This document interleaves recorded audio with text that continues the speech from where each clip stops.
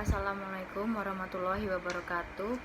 Perkenalkan, nama saya Febrila Hanafi Putri Nanda, NIM 2019 008 233 dari kelas 4A Manajemen.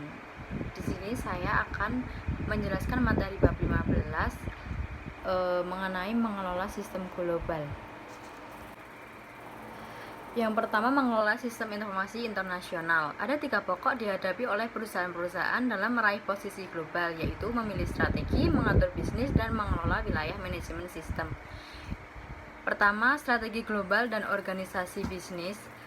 Strategi global utama menjadi basis struktur organisasional perusahaan global, yaitu eksportir, domestik, multinasional, pewaralaba, dan lintas negara. Masing-masing strategi ini sesuai dengan struktur organisasi perusahaan yang spesifik. Yang pertama, ada strategi multinasional, memusatkan manajemen pengendalian dan keuangan di luar negara asal, sementara melakukan desentralisasi dalam operasi produksi, penjualan, dan pemasaran kepada unit-unit di negara lain.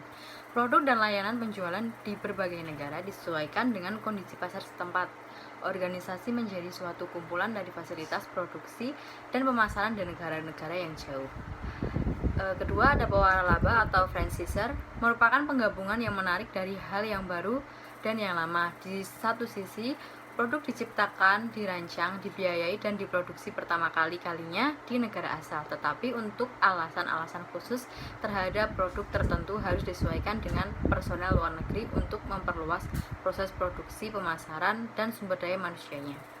Yang ketiga, ada strategi lintas negara atau transnasional, di mana hampir semua aktivitas yang dapat memberikan nilai tambah diatur dari perspektif global tanpa memandang batas-batas nasional, mengoptimalkan sumber dari pasokan dan permintaan dimanapun keduanya muncul, dan memanfaatkan kesempatan dari keunggulan kompetitif lokal. Untuk tantangan dalam mengembangkan sistem internasional, yaitu terdapat tantangan bisnis. Pada penggerak bisnis global ada 2 kelompok, yaitu faktor budaya umum dan faktor bisnis umum, di mana faktor budaya umum ini yang mudah dikenali dan telah menggerakkan internasional sejak Perang Dunia Kedua. Teknologi informasi, komunikasi, dan transportasi telah menciptakan desa global di mana komunikasi atau dengan telepon, televisi, radio, atau jaringan komputer di seluruh dunia tidak lagi sulit dan tidak lebih mahal daripada komunikasi secara langsung. Faktor yang terakhir untuk dipertimbangkan adalah perkembangan dasar ilmu pengetahuan global.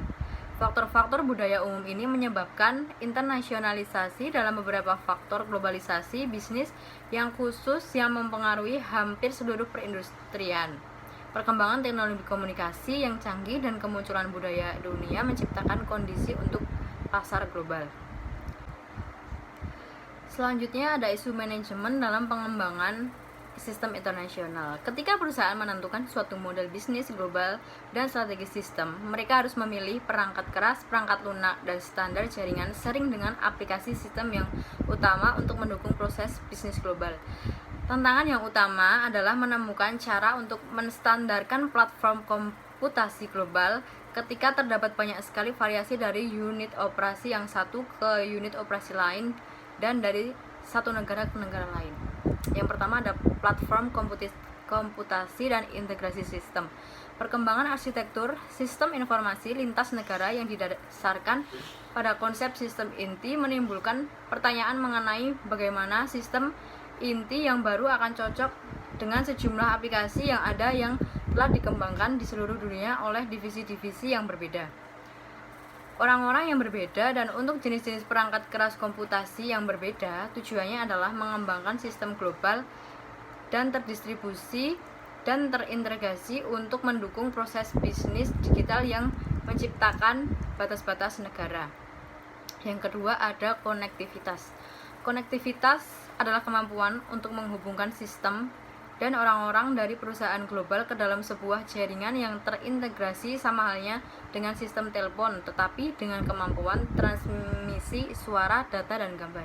Masalah-masalah dalam jaringan internasional yaitu kualitas layanan, keamanan, biaya, dan tarif penundaan dalam pemasangan, kualitas layanan internasional yang lemah, batasan-batasan peraturan, dan kapasitas jaringan. Yang terakhir ada penempatan perangkat lunak. Jika perangkat lunak yang baru akan diciptakan, tantangannya adalah membangun perangkat lunak yang dapat secara realistis digunakan oleh banyak unit-unit bisnis dari negara-negara yang berbeda, yang ditetapkan bahwa unit-unit bisnis terbiasa dengan proses bisnis mereka yang unik dan definisi dari data. Sekian penjelasan materi